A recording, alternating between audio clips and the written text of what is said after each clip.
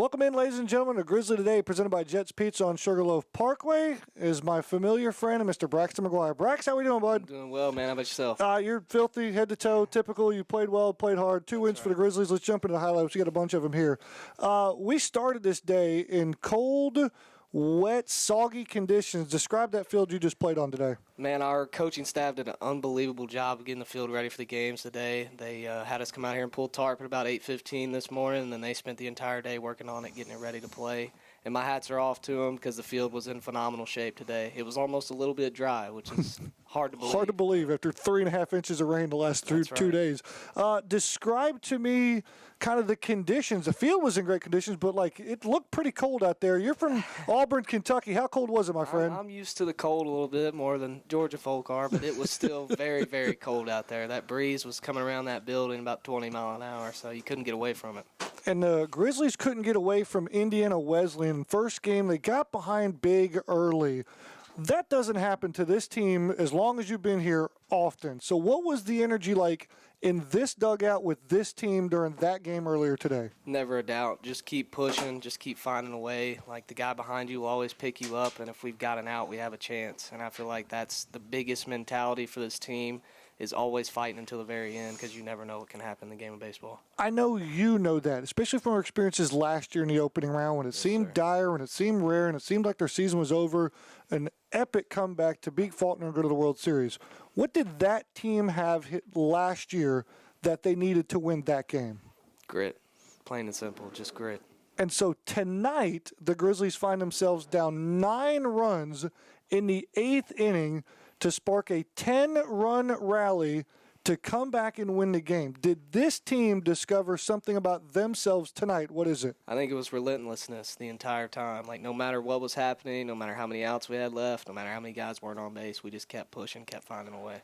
And what does it mean for you in what is ultimately your senior season now, after all the at-bats that you've had to get that one in the 8th, double down the left field line, ties and takes the lead to give the Grizzlies the lead, an epic comeback? I'm just glad that I had a chance to come through for my boys, and the game knows, and it provided for me there, and that's very blessed, very thankful. Well, it wasn't just that at-bat that got you up here next to me. I got you down for 12 plate appearances today, and you were only retired once, my friend. It was a strikeout. What has – of course you would say that.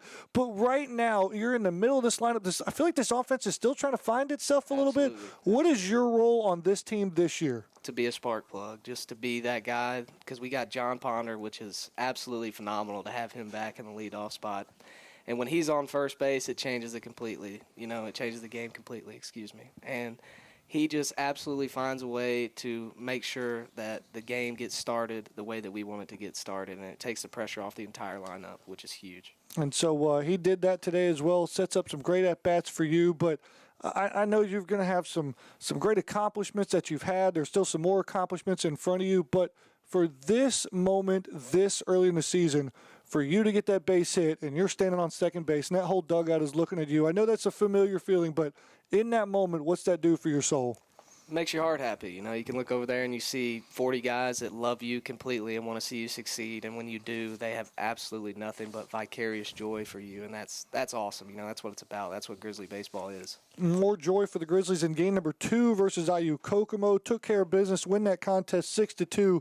I don't know if it's going to go in the article or across the headlines in the Twitter sphere and on social media, but Jeremiah Locklear locks down 5 innings to really solidify this bullpen, because we got to come back tomorrow and play 18 more innings of baseball. That's right. That was huge for him to be able to come in and just save some arms for tomorrow. Obviously, finish out the series, but just the way he was able to compete and get first pitch strikes, and they just never really had a chance. They were working behind the entire time. So we're all coming back here tomorrow, especially our new friends from Indiana Wesleyan and IU Kokomo back here tomorrow to wrap up the weekend series on a Friday. I don't know if that's a thing or what, but Braxton, for now, it's a late one, so squeeze these shout-outs in for us. All right, I'll make it quick. First off, shout out my Lord and Savior, Jesus Christ. I wouldn't be here without him today. Shout out to my family back home in Kentucky. I love and miss you guys more than you know.